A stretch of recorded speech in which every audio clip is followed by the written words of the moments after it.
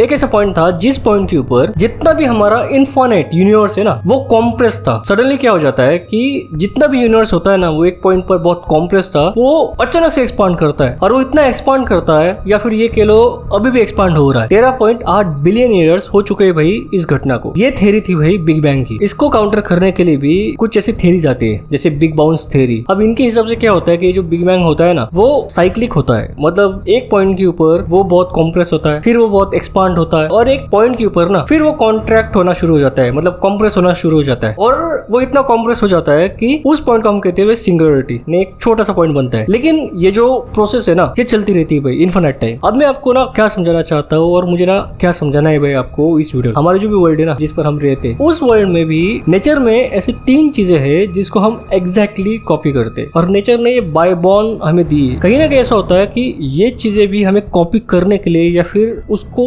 Perceive करने के लिए भी हमारा जो वजूद होता है ना वो काफी इंपॉर्टेंट होता है। एक ऐसा पर्सन हो ना जिसके माइंड में आइडिया हो कि कैसे एक बिल्डिंग बनानी है और वो बिल्डिंग को बनाता है, उसी टाइम दूसरा ऐसा पर्सन होगा जो उस बिल्डिंग को ना मेंटेन करता होगा, मेंटेनेंस का काम करता होगा उस बिल्डिंग का। तीसरा ऐसा पर्सन है वो जो बिल्डिंग है ना उसको एक टाइम के बाद नष्ट कर देता है। और यही जो चीज है ना नेचर की ये हमारे अंदर है, यानी आप ये कह लो क्रिएशन, मेंटेनेंस एंड डिस्ट्रक्शन। यही जो चीज है ना नेचर में चल रही है इनफिनिट सालों से। हमारा जो भी नेचर है ना उस नेचर में भी बहुत सारे लिविंग बींग्स है। वो जो लिविंग बींग्स है ना वो किसी ना किसी फेज में, कोई लिविंग बींग ऐसा हो कि जो बॉर्न यानी क्रिएशन के फेज में हो, कोई ऐसा हो जो मेंटेन हो रहा हो मतलब उसका वजूद हो, और कोई ऐसा हो ना जो मर रहा हो मतलब नष्ट होता हो। यही तो चीजें भाई नेचर में चल रही है। कहने का मतलब पता क्या है कि जो ह्यूमंस होते हैं ना जो ये सोचते हैं कि हम नेचर से अलग है या फिर हम नेचर को कहीं ना कहीं कंट्रोल कर लेंगे, हम नेचर से कभी अलग है ही नहीं। और सरप्राइज करने वाली बात पता क्या है, तो ये जो 3 फेज है ना वो एक्सपीरियंस करने के लिए भी हमारा एग्जिस्टेंस होना चाहिए, यानी हमारा वजूद होना चाहिए। अगर हम ऐसे स्टेट में हो ना जिसको हम नॉन एग्जिस्टेंस स्टेट कहते हैं ना, उस स्टेट में हम इस यूनिवर्स की ये जो प्रोसेस है ये फेज हम कभी भी